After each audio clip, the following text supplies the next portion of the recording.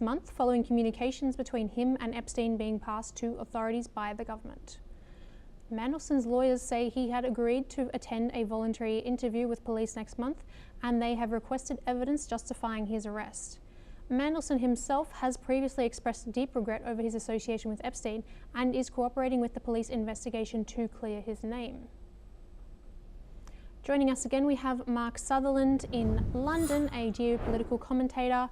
Now, Mark, Mandelson had exited politics in the UK twice before due to controversies and was still appointed ambassador, presumably with a vetting process. Do these revelations about Mandelson's behaviour affect the trust that the British public have in their politics? Big time is my immediate reaction, of course.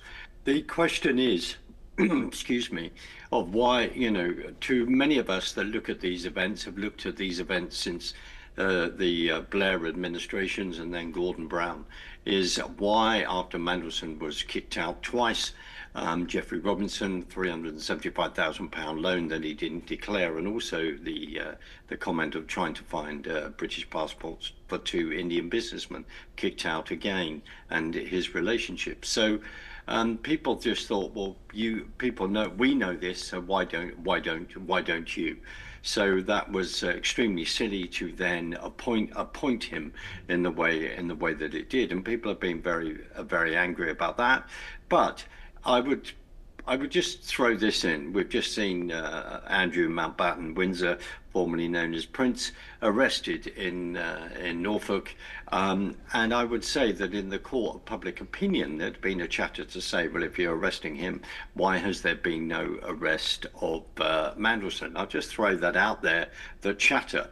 Now, we've now seen Mandelson arrested, and as his lawyers have stated, in their view, that he was arrested because the unfounded allegations that he might have fled the country. I will say this: I'm no fan of Peter Mandelson, but if he had actually done something like that, that would not have been a very good look at all. If you're going to fight against the music, then you need to stay here and do that. But the accusations are fraud in public office, and the concern and the accusations of him then passing information that go back in regard to the banking crisis 2009-10, and then passing comments to Jeffrey Epstein at that point.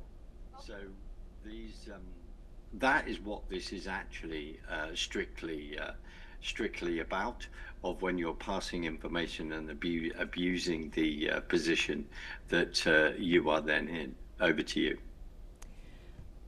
As you mentioned, Andrew Mountbatten Windsor, the former prince, has been arrested as a result of some of the Epstein files released, but we still have to wait for 3 more million files to be released. Do you expect to see more high-profile names from the UK to be seen in these files, and perhaps even more arrests as well? We could do. I mean, frankly, honestly, I don't know. What we do know is that it's, in my opinion, is that it's a very, very interesting period of history. A lot of people suffered in the banking crisis. They saw their jobs go, they saw their businesses go, and disrupted a lot of people's lives. And it's not very pleasant to then hear that the accusation is that certain people at the top that are then privy to information that we are not, to then abusing that position. That is not comfortable. That kind of level of communication that goes for many countries. We need to address that. But the other issue is as well, is that people then begin to question the law. Is the law fair? There's lots of discussions over here about two-tier justice. And is the law fair? The law, everyone should be equal under the law, no matter what status or position they are in society. And that is a huge question for the UK over here at the moment and in other places. But as you said, you're focusing on the UK. That is a concern of many people. To you.